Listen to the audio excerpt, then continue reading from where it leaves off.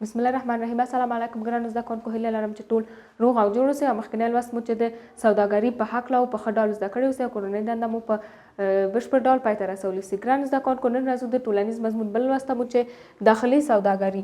ګرانو زده کوونکو، موږ په مخکیني لوست کې ولوست چې موږ دوه ډوله سوداګري لرو. سوداګري ګرانو زده کوونکو دوه ډوله ده، لکه داخلي سوداګري او بهرنۍ سوداګري.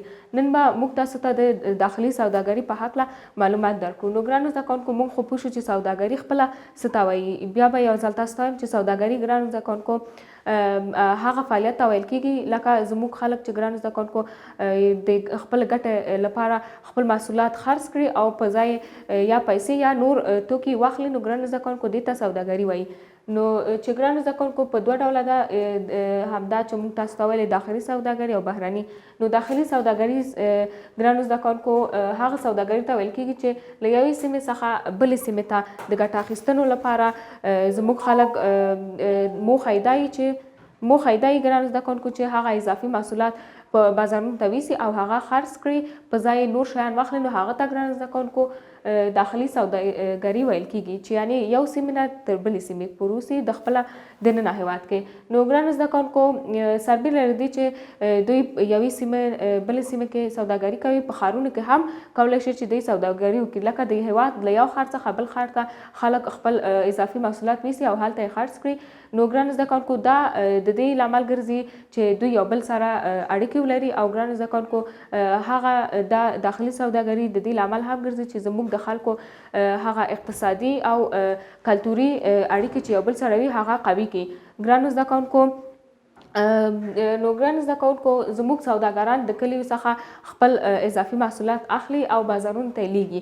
نو بعد د دې چې دا بازارونو ته ولیږل شو، دوی به منتظر وي خپل نورو توکو ته تر څو هغه توکي چې ورکړي د هغه په مقابل کې پیسې یا نورې توکي واخلي، نو ګرانو زده کوونکو او د خپل د کورنۍ اقتصاد پرې لوړ کړي. ګرانو زده کوونکو، دا سوداګران چې خپل محصولات اخلي، د دې محصولاتو څخه جملې څخه میوې ګرانو زده کوونکو چې موږ ټول پوهیږو په مخکني لوستونو کې هم موږ ولوسته چې زموږ هیواد سیمه معتدله ده او داسې میوو لپاره برابره ده. نو زموږ خلک زراعت کوي او زراعتي کارونه کوي او د کرنیزو محصولات لکه میوې څخه چې ګټه اخلي، دا هم ګرانو زده کوونکو داخلي سوداګري کې رول لري او هغوی د دې لپاره چې په داخل د هیواد کې سوداګري وکړي او خپل هیواد او د ټولنې اقتصاد لوړ کړي، نو د میوو څخه ګټه اخلي.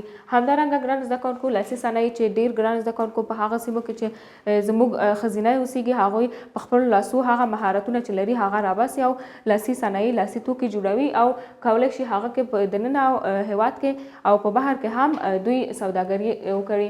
او ګرانو زده کوونکو موږ ویلو چې د څاروي تولیدات خرڅوي. په مخکیني لوستونو کې ګرانو زده کوونکو چې د څاروي تولیدات هم هغه خلک چې زموږ په هیواد کې په سیمو کې ژوند کوي، نو هغوی ډېر مال ساتنه کې مصروف وي او غواړي چې خپل د کورنۍ اقتصاد د همدغه څارویو له تولیداتو څخه پوره کړي. نو د دې لپاره دوی د څاروي تولیدات خرڅوي او په ځای هغه نور شیان ته چې دوی اړتیا لري هغه له بازارونو څخه اخلي. نو ګرانو زده کوونکو، دا زموږ نننی لوست چې د داخلي سوداګري په هکله و.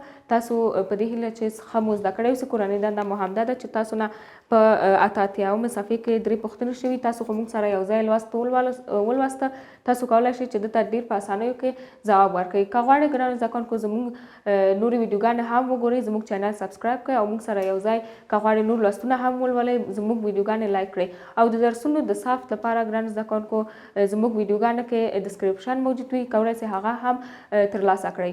نو که کوم سوال، پیشنهاد یا انتقاد لرئ موږ سره په کمنټونو کې شریک کړئ. او تاسو الله پاک ته سپارم. ښه وخت ولرئ. د الله په امان.